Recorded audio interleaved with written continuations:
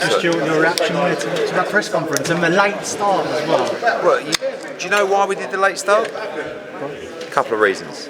Number one, to allow people to come, because I feel like if it's in your lunchtime and it's an hour long, it's a bit, right?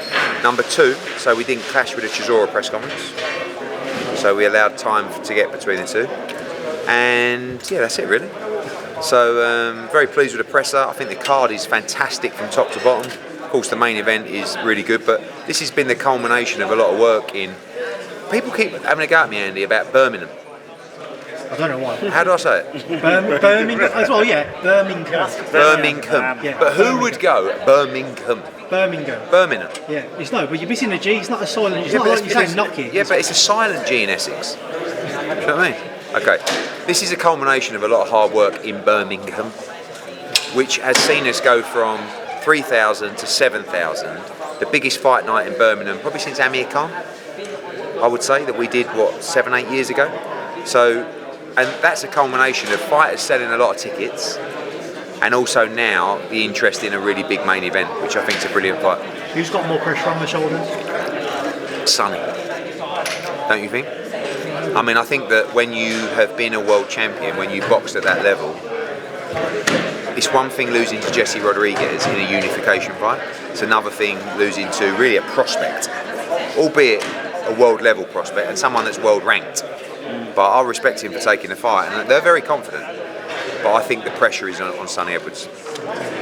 Eddie, obviously no appeal from UCAD with the Conor Benn situation. I guess sort of now looking to move forward and not expecting any appeal from Wilder? No, I wouldn't have thought so at all. I mean, I think that I would love to sit here now and really go on a rampant spiel about all the naysayers about Conor Benn, and they'll still be out there. Like, it doesn't matter if I still did it, but I think there's a couple of things that we should really make clear. Number one, he was not fined, he was not banned, and most importantly, because I hear this shit all the time, there has never been a ban. There has never been a backdated ban. He has not served a backdated ban. And another thing with all the shit you listen to, it had nothing to do with jurisdiction, right? So people out there who continuously, people, it's not even agenda. People are so stubborn that after he's won 3 cases, the most telling, the National Anti-Doping Panel, this is like the one that everybody told him to go through the process of. He won. He's fully cleared. I heard Simon Jordan say, yeah, but is he fully cleared? Yes. What do you mean, is he fully cleared? No ban, no fine, fully cleared. What? Oh yeah, but was it about jurisdiction? No, I'm telling you, no. So at what point do you have to turn around and go, fair play, you've done all that and you won? Because if it's a court of law and you go through 3 hearings and win every one of them, at what point do you have to turn around and go, well, maybe this guy's innocent? But I don't even want to go on about it. I just want to see him back in the ring. And, for me, we're chomping at the bit for him to return. He took so much shit over 2 years. He could have taken the way out so easily and taken a little year ban or 6 months ban by really telling lies. And he said, I'm not going to lie, I'm going to run this, I'm going to fight it all the way. And he won. So give him the respect today, the fact that he won his case. And that is that. What brought me on to, as you mentioned, the comment from Simon Jordan on Talksport, where he sort of mentioned he said he thought it was to do with jurisdiction. Nothing to do with jurisdiction. In his eyes, he said, he doesn't believe Conor Benn would be cleared if it is to do with jurisdiction. No, but again, he's just answered his own question. Like the case, not Conor. By the way, Conor Benn doesn't make up the rules. The rules of the hearing are that it's confidential. But I will tell you that because I'm sick and tired of people just saying, oh yeah, it was because of this, it was because of that. It was a full hearing of all the facts. And they decided that he would not be punished and he would be fully cleared. And that's that. At what point do people have to go, fair enough, but they won't, because some people have got an agenda, some people are stubborn, and some people are idiots. And the worst thing you can ever do in life is argue with an idiot, because it will drain the bollocks out of you. It's so time consuming, and you'll never win, because they're not willing to have a conversation or not willing to absorb any facts. Is there a right for people, sort of the public, to know a reasoning behind sort of the clearing? I mean, I think you probably will in time, but when National Anti-Doping Panel and UCAD's rules are that it's confidential, what do you want him to do? Come out and break the confidentiality and put himself back in trouble? Like, What you need to know is, I've told you, not cleared on jurisdiction, cleared on facts. If that doesn't tell you enough about it, and I'm sure maybe in time it will come out, and it's not like some massive conspiracy. In our opinion, he's always been innocent, and he was proved innocent, and now we move on. Is a relationship with the board can be repaired, do you think? I hope so. I believe every British fighter that fights in this country should be licensed by the British Boxing Board of Control. Now, I understand that sometimes the relationship and the ego of the fighter might say, I'm not working, and there's quite a few of them. Tyson Fury is the biggest example, and maybe Conor Benn remains an international fighter and does it that way. Personally, I would always like a British fighter to be licensed by the British Boxing Board of Control, but there's a lot of history. Eddie, the Mail Sport reported that 48-year-old Klitschko wanted to come back and fight Daniel Dubois. Do you shed any light on this? Yeah, it's very strange. I mean, look, I had dinner with Vladimir and His Excellency and Frank Warren and a while back, I think around AJ Dubois, and he still looks sensational, Vladimir. You can still tell he wants to fight, but Father Time is something you can't overcome. And his last fight was against Anthony Joshua in 2016. It's coming up for 9 years next year. So I don't think it's a good idea, especially to fight a young bull like Daniel Dubois. But Vladimir's Vladimir, and he's got the right to look at wherever his heart takes him. Did you see Carl Froch's little rant on Jake Paul? Yeah, I think Carl's coming on Saturday on saying, I think he just messaged me actually asking for some tickets. So I've got good prices for him. They're $350, $400, and he's always welcome at our shows. And I think that the one thing I'll say is, I do think, obviously I think Carl Froch beats Jake Paul, but I will say that when you've been out of the ring for a long time, I don't think it's just as easy as just putting the gloves on and going back and having the same rhythm and timing. You don't think he knocked him out of rounders? No, but I think he beats him. But Jake Paul's a strong boy. And he has been training for 3 years now in boxing. I think he's improved a lot. I still don't think he's anywhere near world level, never will be. But I don't think it's easy for these guys like Carl and Tony just to go back in and be the same fighter that they were 5 or 6 years ago, We'd love to see it. Of course, yeah, so would I. Do you think that there were more people in the Jake Paul Tyson Fury fight or Carl Froch in the Groves fight? It was definitely Carl Froch against Grove. It was close. I think it was about 10,000 more. We better ask him this year. It was 80,000, and then when we did Klitschko, that was 90. And he weren't very happy about that. And then when we did Dubois, that was closer to 100. So Carl don't hold the record anymore, but he holds the memories. Is Virgil Ortiz versus Dubois-Klitschko happening? Maybe. It's we have been in discussions. Obviously, Boots would rather fight at 147, but Virgil won't fight there. He's moved to 154.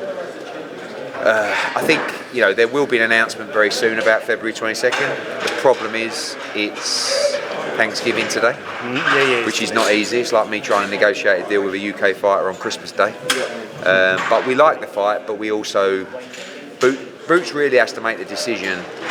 Do you get rid of the belt or do you move? And I don't know which way it's going to go. And last one from me, Bivol Baturbia, if that's on the undercard and the co-main event as suggested, why do you think it is the co-main event? I'm not sure it'll be on the undercard. I don't know. But for me, Bivol Beterbiev 2 is the bigger main than Dubois?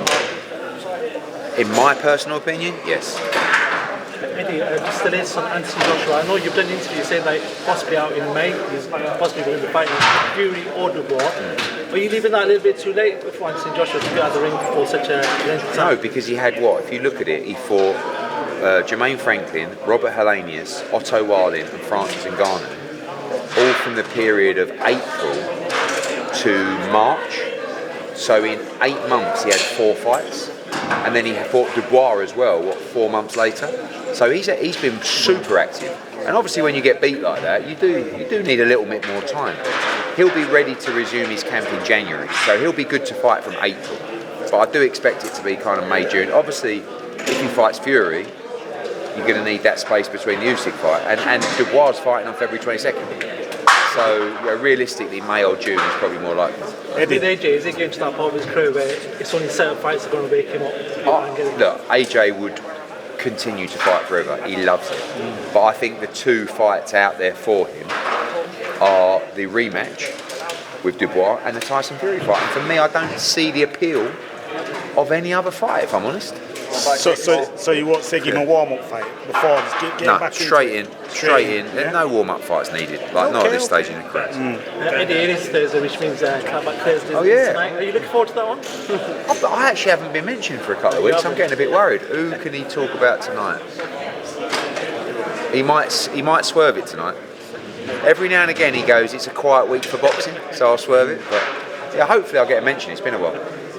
What's the latest on Shakur versus Schofield? Is that going to land on February 22nd? Possibly.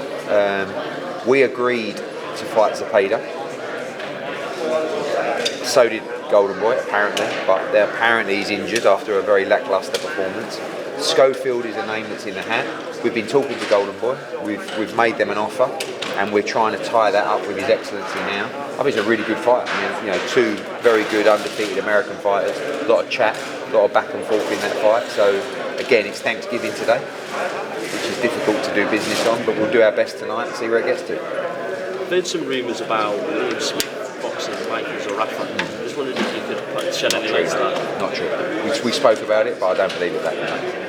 What can we expect for Liam Smith's fight? I think for Liam, it really comes down to the hunger, if I'm honest. I think you can talk about this fight and that fight, and I love Liam. I think he's a great fighter. It's how much you want it, because I want to work with fighters that really want and have aspirations to go on a run and be in big fights and win championships.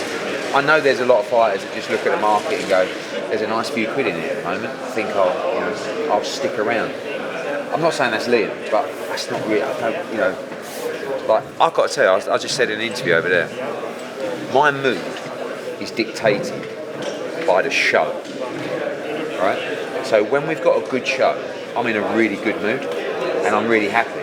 And I'll stand and talk to you boys for longer because I'm buzzing. Sometimes when you haven't got a good fight or your heart's not in a fight, I'm still there, and you probably might not notice it because I'm that fucking good at what I do. But this show is a good example of a show that I'm really looking forward to. Really actually looking forward to sitting down and watching the whole card. So moving forward, I don't want any shit cards. I don't want any average fights. And I know you've got to bring fighters through at the right speed, but I want fighters that are just fucking there to fight and just desperate to win legacy, championships, everything. So I don't know where I was going with that, but that's how I feel. Eddie, in a year where we've seen a lot of criticism on the British boxing, how important is it to have fight weeks like this? Yeah, because you saw yesterday of the ball ring and today, and you'll see it the weigh-in tomorrow, and you'll see it on Saturday night. That's what we need. I'm not saying this is AJ Fury, but it's a really, really good domestic fight with a great undercard, and you see the response. When you put on a good show, you do great TV sales, you get media interest, you get buzz, you get people turn up to the public events. So it's really important to make these kind of fights. We've seen reports Callum Smith versus Joshua Buatsi in February. I know all attention on this weekend and getting through this run out. But all attention on February, is it Joshua Buatsi we can see for Callum Smith? No, not necessarily. I mean, that fight's not done, but obviously it's a fight that, when you look at the options with Callum Smith, Yard, obviously he's fought better if Bivol can win the rematch. Maybe there's a fight there. But Buatsi is a fight that makes sense. I mean, it's another brilliant all-British fight. Two fantastic fighters. Why not? But no, not done yet. And obviously he's got to get through Saturday night. Just on Conor. Where are you going? We've seen that Conor Benn has been cleared of all wrongdoing. I didn't see it. Well, believe it or not, it has happened. The day has finally come. I spoke to Jamie Moore the other day at the media lunch, and he said Conor Benn should look at choosing financial security and look for a fight with Chris Eubank Jr. rather than pushing for the Barrios fight. What do you have to say to that? Yeah, I think I get it. I don't think there's a right or wrong decision. I love gambling in a smaller money fight for the world title. I mean, I think Conor Benn can beat Barrios. If he does, he's a WBC welterweight world champion, and he makes a lot more money in that Eubank fight or another fight than he would do now. But there is a chance in one fight to completely secure your financial legacy forever, and that is obviously incredibly tempting.